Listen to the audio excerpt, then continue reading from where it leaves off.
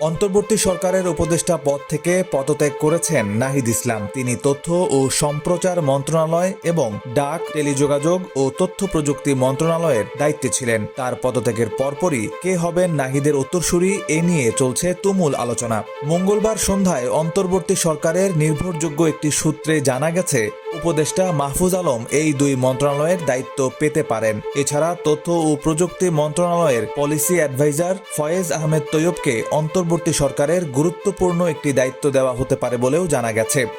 শেখ হাসিনা নেতৃত্বাধীন আওয়ামী লীগ সরকার পতনের আন্দোলনে গুরুত্বপূর্ণ ভূমিকা রাখা মাহফুজ আলম ছিলেন বৈষম্য বিরোধী ছাত্র আন্দোলনের লিয়াজো কমিটির সমন্বয়ক।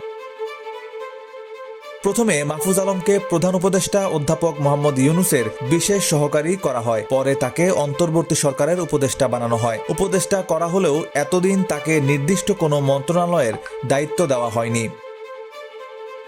সূত্র জানায়, তথ্য ও সম্প্রচার মন্ত্রণালয়ের দায়িত্ব পালনের পাশাপাশি ডাক, টেলিযোগাযোগ ও তথ্য প্রযুক্তি মন্ত্রণালয়ের দায়িত্ব পালনের ক্ষেত্রে মাহফুজ আলমকে সহযোগিতা করবেন বর্তমানে তথ্য ও প্রযুক্তি মন্ত্রণালয়ের policy adviser Faiz Ahmed Taiyab.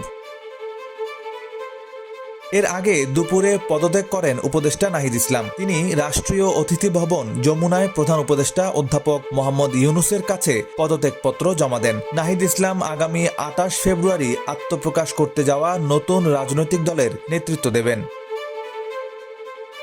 News desk, সময়ের আলো।